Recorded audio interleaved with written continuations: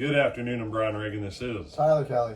We welcome you to the midday meditation on the Gospels. Today we are in Luke chapter 20, verses 1 through 8. Tyler.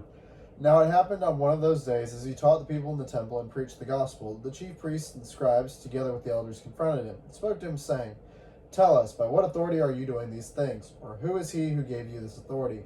But he answered and said to them, "I also will ask you one thing, and answer me. The baptism of John, was it from heaven or from men?" And they reasoned among themselves, saying, "If we say from heaven, he will say, 'Why then did you not believe him?' But if we say from men, all the people will stone us, for they are persuaded that John was a prophet." So they answered that they did not know where it was from. And Jesus said to them, "Neither will I tell you by what authority I do these things." Okay. A couple things from this one. What word occurs more in that other than your normal little conjunctives and participles and stuff? What one word occurs more than any other in that passage, Tyler?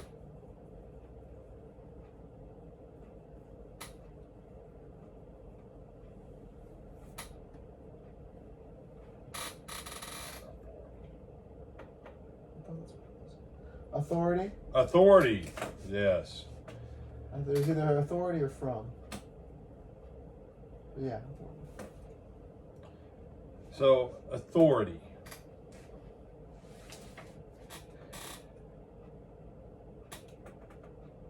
Everything you and I do in the Christian life has to have the authority of God with it.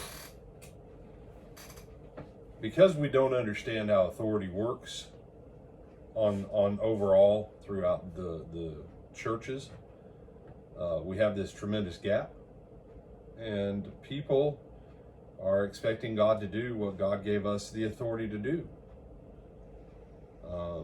And some people, well, that's works. No. Did Adam and Eve have authority over every living thing? God, yes. Yeah. Did Adam and Eve have authority over the fish, over the birds, over the trees, over the plants? Mm-hmm.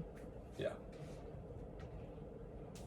Once God told them to care for and tend the garden, to maintain it, what was God no longer going to do for them?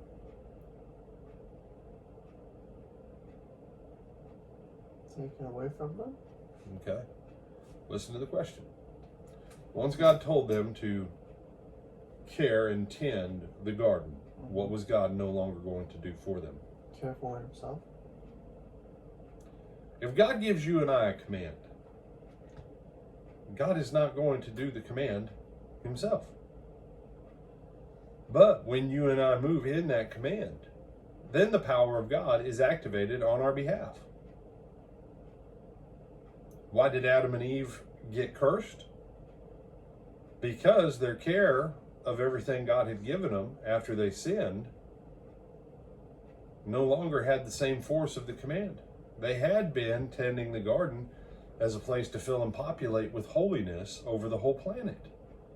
Now, because they sinned, they're contrary to everything that God has made on this earth.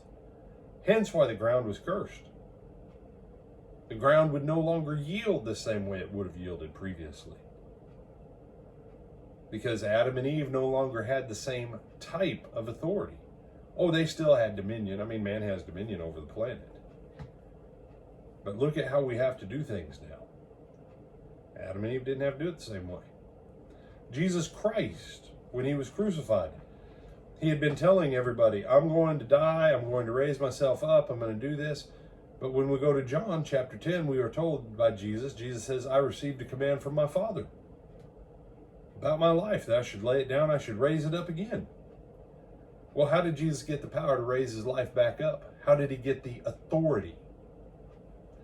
The moment he obeyed the command to lay down his life, the power of God was in motion for Jesus to raise himself from the dead by the power of the Spirit.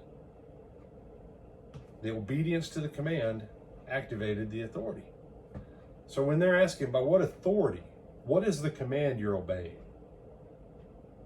What is the command you're obeying, and what is the source of your command? And he asks them the question. He says, oh, fair enough. I'll answer your question if you answer mine. Tell me, John's baptism, where was it from? From men or God? See, John was going around commanding people.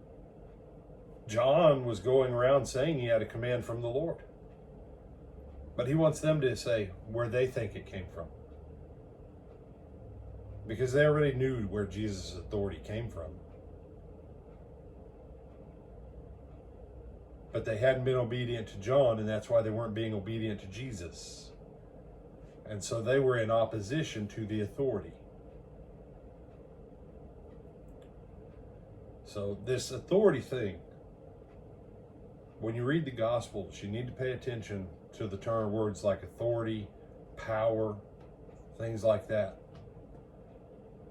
And listen to what Jesus actually says and what he does in order for the power to be made manifest. Pay attention to that.